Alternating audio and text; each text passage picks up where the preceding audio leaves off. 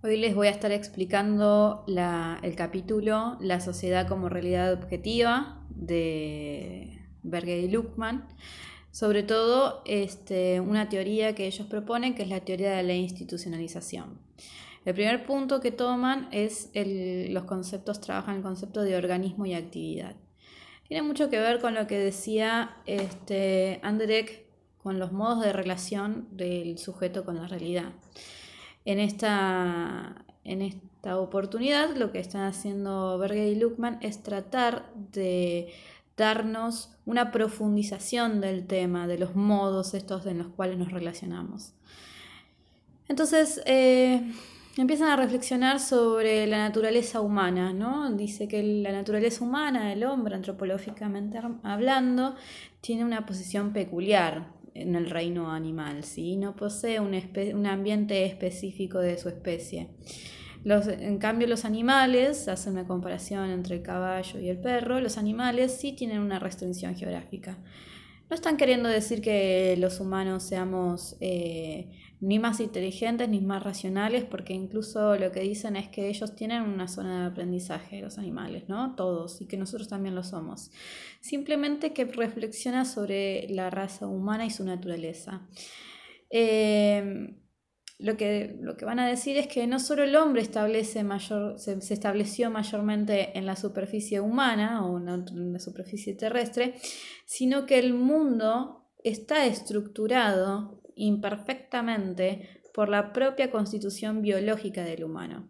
Es decir, que nosotros hemos modificado la naturaleza, en términos de Andrea, que hemos modificado la naturaleza para trabajarla en función de las necesidades biológicas que nosotros tenemos, como por ejemplo la alimentación. Hemos cazado animales, hemos sido nómades en lugares en zonas que no eran propias para nuestra supervivencia. Aprendimos la agricultura también, la ganadería, la agricultura, para poder subsistir. Entonces, digamos, estructuramos este mundo, el modo de relacionarnos con la naturaleza, por la constitución biológica que tenemos nosotros las personas. Pero la elección de llevar una vida nómade, la elección de que en algunas zonas se desarrollara una sociedad agrícola y en otras no se puede explicar desde lo biológico. Quiere decir entonces que no existen limitaciones determinadas biológicamente para las relaciones de los humanos con su ambiente. Lo que juega acá es más bien el instinto. Y empiezan a reflexionar sobre el instinto y cómo muchas veces se lo considera como algo propio. Nosotros lo significamos de esa manera, propio de los animales, y que por lo tanto no es válido para nuestro desarrollo. Y sin embargo, el instinto para la ontogénesis es un factor importante en el desarrollo humano, ¿sí? A diferencia de otros animales, el desarrollo del humano sigue existiendo luego del seno de la madre. ¿Qué quiere decir? La mayoría de los animales tienen un desarrollo completo dentro del útero de la madre. El humano, luego de haber sido, luego de estar en el mundo, estar en el mundo exterior, luego de estar fuera del seno de la madre, es decir, luego de dejar de ser un cachorro, empieza como criatura a encontrarse en un mundo exterior y se encuentra interrelacionado con él de manera complejas. El organismo humano sigue desarrollándose, por lo tanto, biológicamente cuando ya se ha entablado una relación con su ambiente. No es que ya venimos terminados de desarrollo y salimos al ambiente, como sucede con otros animales. No, es decir, el ser humano está en constante proceso de desarrollo y se interrelaciona no solo con un ambiente natural determinado, sino también con un orden cultural y social específico, mediatizado para él por otros significantes. La supervivencia de la criatura humana va a depender siempre de ciertos ordenamientos sociales también, no solamente de las necesidades biológicas que tenga o del desarrollo biológico del sujeto, de la criatura o del bebé, sino que también va a depender de cómo está ordenada la sociedad. Por eso Hay una gran flexibilidad biológica que posee el humano, que está sometido a una gran variedad de determinaciones culturales. Eso de alguna manera podemos explicar el por qué tenemos como humanidad diferentes culturas, diferentes modos de producción, diferentes formas de relacionarnos en diferentes órdenes sociales, y que todos tengamos la capacidad de poder adaptarnos a esa variable sociocultural. En otras palabras, no hay una naturaleza humana en el sentido de un sustrato establecido biológicamente que determine la variabilidad de las formaciones socioculturales.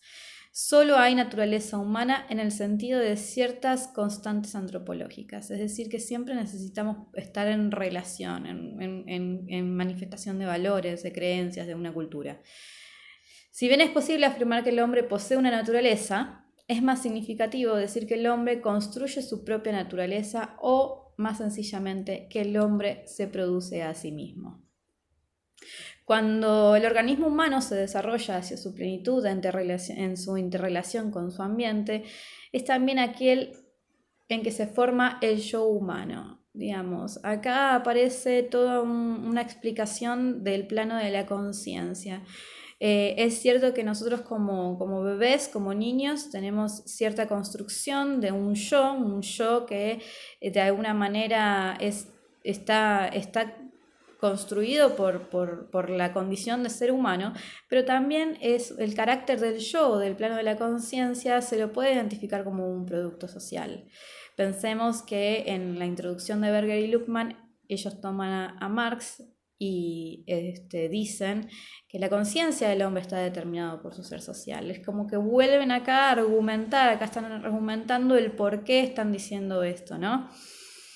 Yo les puedo explicar, por ejemplo, que hay diferentes formas de entender la memoria que sucede como un proceso racional en nuestra mente, y que la psicología ha tratado de explicar desde diferentes variables. La memoria se puede explicar desde el punto de vista cómo funcionan las sinapsis de las neuronas a partir de un estímulo y una respuesta, cómo funciona a partir de experiencias emocionales, es decir, ahí aparece la psiquis, que están encargados en el plano inconsciente, ¿sí? Es una teoría del psicoanálisis.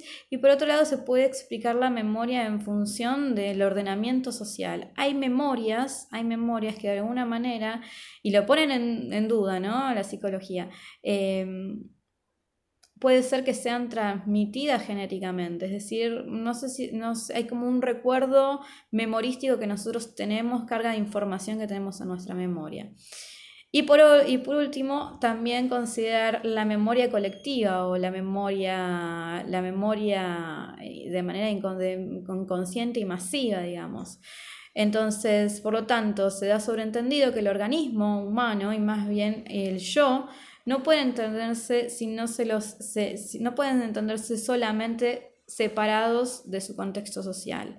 Es importante la memoria, la construcción del yo en torno a los ordenamientos sociales. El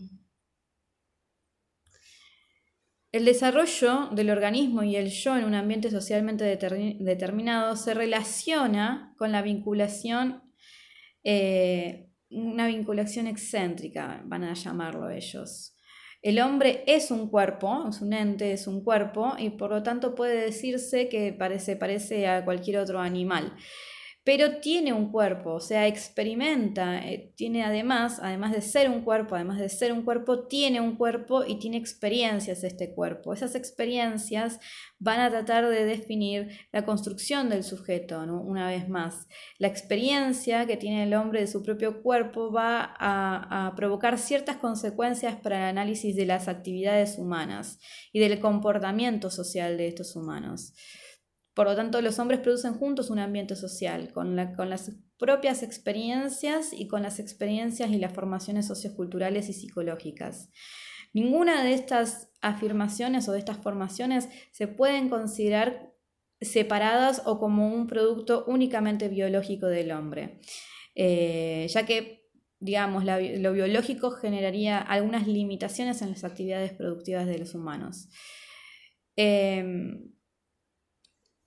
Bueno, van a hablar sobre la existencia del humano, como qué pasaría con la existencia de los humanos si únicamente nos decidiéramos a estar solos como organismo, digamos, como organismo de la biología. Hay cuerpos que pueden estar solos. ¿Qué pasaría si el humano estuviese aislado? Ellos lo que dirían es que sería caótico y que la existencia humana se desarrolla empíricamente en un contexto de orden social. Entonces, ¿cómo le damos estabilidad a este orden social a partir de nuestras propias experiencias? Gran pregunta de la sociología. Y dicen, la respuesta puede darse en dos planos. En primer término, señalar el hecho evidente de que todo desarrollo individual del organismo está precedido por un orden social dado, es decir, hay una sociedad ya construida. O sea que la apertura del mundo, a cuando nosotros venimos con toda nuestra carga biológica, la apertura del mundo y esa construcción biológica, este cuidado del hombre, va a estar determinada por su orden social. Y en segundo término podemos decir que la apertura al mundo intrínseca biológicamente a la existencia humana es siempre transformada por el orden social. Entonces, siempre vamos a ver una nueva forma de ordenamiento social. Y ahora empiezan a reflexionar sobre lo que es el orden social. El orden social es un producto humano, más exactamente una producción humana constante realizada por el hombre en el curso de su continua externalización. El orden social no se da biológicamente ni se deriva de datos biológicos en sus manifestaciones empíricas. El orden social tampoco se da en un ambiente natural, aunque algunos de sus rasgos particulares puedan ser factores para determinar ciertos rasgos de su orden social. El orden social no forma parte de la naturaleza de las cosas y no puede derivar de las leyes de naturaleza. Existe solamente como producto de la actividad humana y no se le puede atribuir ningún estatus ontológico sin confundir irremediablemente sus manifestaciones empíricas. Tanto por su génesis, el orden social es resultado de la actividad humana pasada, como por su existencia en cualquier momento del tiempo. El orden social solo existe en tanto que la actividad humana siga produciéndola. Es un producto humano. Por lo tanto, el orden social, lo que ellos están diciendo, que yo acabo de leerlo textualmente, el orden social es un producto humano, no viene una derivada, no viene derivado de los datos, de las cargas biológicas que nosotros tenemos como especie. Forma parte de la naturaleza por la experiencia o determinado por lo empírico, por los atributos que hoy nos ofrece la naturaleza en esa relación con la actividad, pero no proviene de la naturaleza. Quiere decir que el orden social, como al ser un producto del hombre, fabricado por el hombre, producido por el hombre, no es natural y va a exigir de alguna manera que nos pida que nosotros lo analicemos no con la misma lógica de las leyes naturales o como la lógica de las ciencias naturales, porque ningún orden social puede derivar de los datos biológicos. Entonces tenemos que tratar de comprender ciertas causas o apariciones o cómo se transmite el orden social, cuáles son cuáles son las causas de la aparición de este tipo de ordenamiento, cómo lo podemos emprender un análisis que dará por resultado, dirán ellos, una teoría de la institucionalización. Es decir, que hay una base, una estructura que de alguna manera permite tratar de que podamos entender de dónde viene o cómo se legitima ese orden social.